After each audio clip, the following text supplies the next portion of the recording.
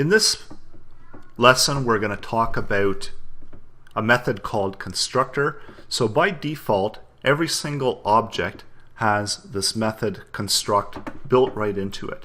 And its constructor allows you to initiate your object's properties, give it values when your object is first created. So basically what happens when we go down here, we're going new car blueprint. We're initiating this as an object, and what's happening is all of this is running available for access within the object.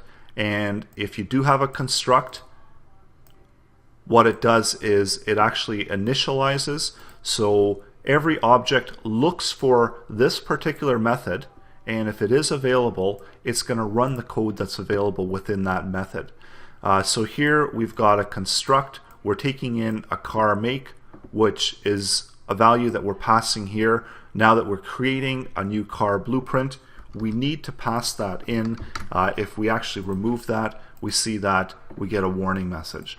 So we definitely have to, because we're using that now within the construct, that this is going to be a required value that needs to be passed in when you're creating the object.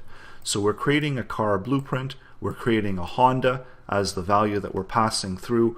It's running in and creating the object, and when it hits construct, it says, okay, well, this object has construct. We're going to looking for a value that should be passed through from the car blueprint. Over here, it's a required value that needs to be passed through because construct now requires that. If we didn't have this within construct, we would also be fine with doing it this way, but because we're actually trying to use this as well,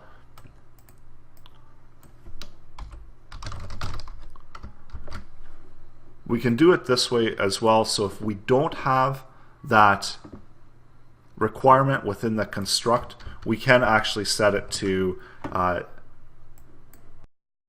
just the two brackets.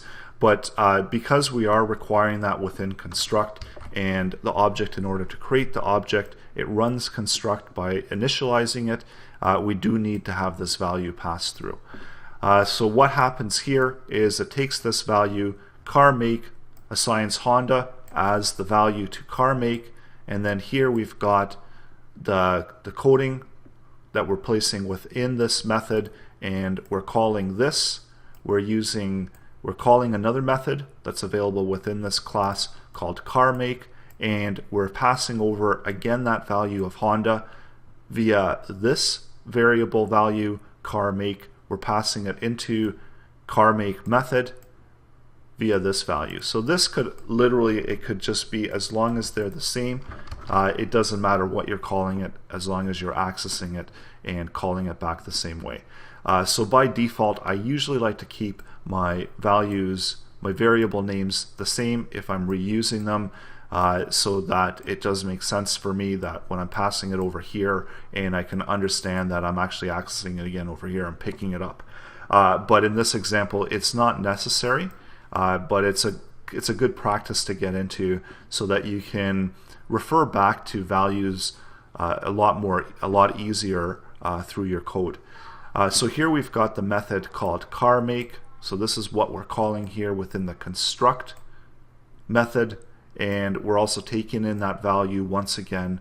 We're assigning a variable key to it, so it's going to be called car make, and all we're doing is echoing out the car make.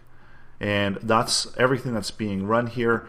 And if you notice, once again down here under output, so the output that we're outputting within our HTML code, we're assigning a value to this string, and we've got some HTML in there, we've got some string in there, and then what we're doing, because we've already declared this object, we're using object, we're looking for the method car make, and we're passing over forward into it. So it's going to look for car blueprint as the object. It's going to look for the method called car make, and what the return is going to be, the code that's going to run is just going to echo that out.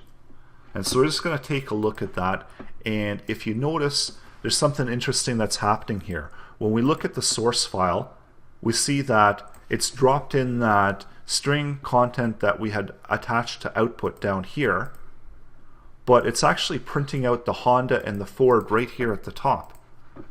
And when we look at the code, we see that output is being set to equal this value. And the obvious question is, why is this being output all the way up at the top as opposed to being output and attached into this variable of output? And the answer to that is the way that objects work. And that's why you got to be really careful when you're echoing out content within the logic of your class, because the way that PHP is interpreting this is when it hits echo, it actually writes out the variable information. So whatever is being passed, it's just going to write it out at that time.